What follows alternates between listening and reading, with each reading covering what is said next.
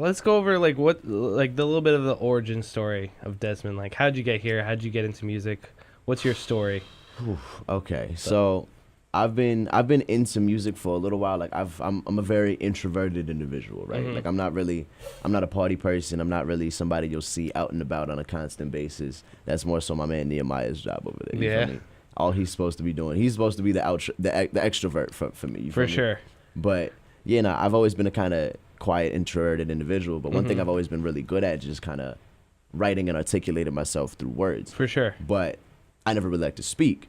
So when I was like 10, 11 years old, I kind of had some trials and tribulations in my life that kind of made me realize that maybe I should start kind of writing things down. Not even like just lyrics and things like that, but maybe kind of poetry, or maybe just through just like me just journaling writing or shit down. something? Yeah, just journaling or just like logging shit. Yeah. And that kind of turned into me like, okay, like I see what I'm like. It felt good, but at the same time, I was like, I can do more with this. For sure. And I started writing just random little anecdotes about my life, this, that, and the third.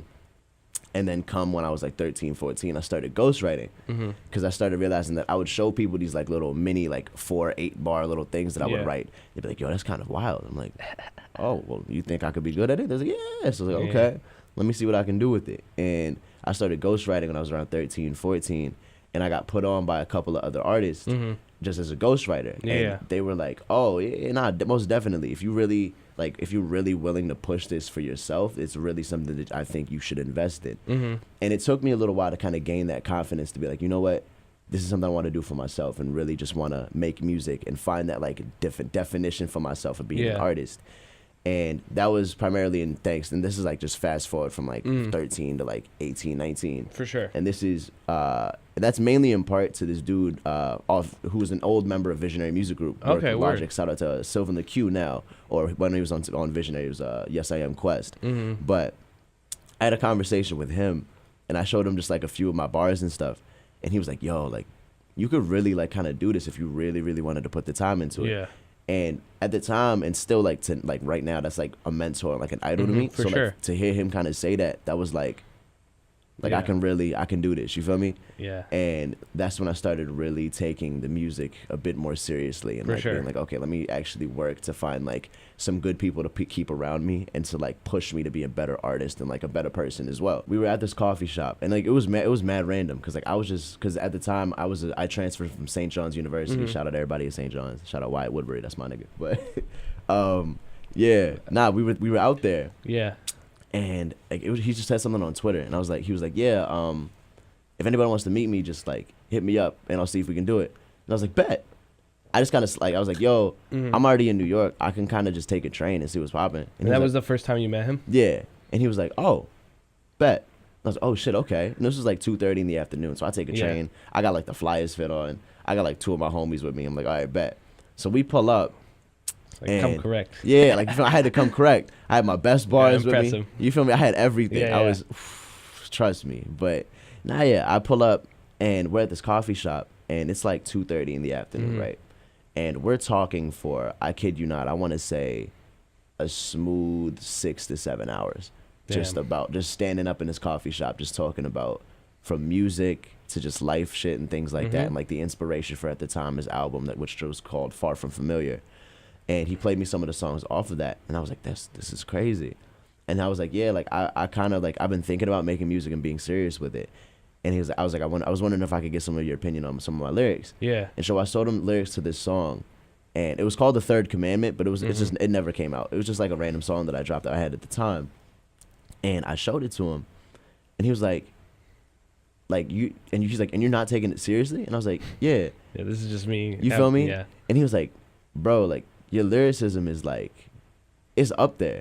And I was like, for real? Like, and like, mind you, like, I just meeting him. I'm like, yeah. And like his photographer, he gives it to his photographer. He's like, here, read this for me. And he reads, he's like, bro, that's crazy. And I was like, yeah, that's it's like wild. imagine like that was just you like messing around, but imagine if you like went hard and took it seriously. You know? Feel me? And that's what I was like. He was like, yeah, nah, 100%. If you really decide to take this seriously and really want to invest your time into this, I genuinely believe that you can do this, and you can genuinely like turn this into some kind of a career for yourself. And that's wild. You feel me? And that really like kind of resonated with me. Like I went back, wrote like 5 songs in a night, and they were all just like top tier lyrical kind of tracks. and it was just like I was like I can't I can't thank him enough for that. And like to this day, I still hit him up with like different songs and stuff, and like asking for critiques and this, that, and the third. But like that was definitely the moment I was like, not only do I want to do this, but now I have the kind of like that gratification that someone else who's already done it tells me that I can too. Yeah, you feel me? And that was really needed at that time. Definitely, because it's always so easy to get in your own head, and like especially like there might be.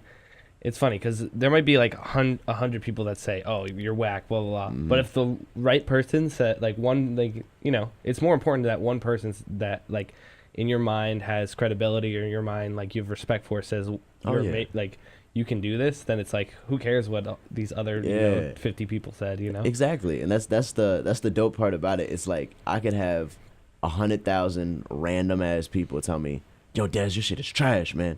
Like, thanks. Like, yeah, and probably some hype beast shit. Yeah, just people. If, just some lames, you feel me? Rocking some Supreme shit. I'm like, all right, bet, whatever. Live your life. Yeah. But if Mick Jenkins comes up to me and tells me, "Yo, you're nice," that negates everything y'all just yeah, said. it's just like this man better than y'all. Just reaffirms you're on the right path. Absolutely. I'm like, you know what?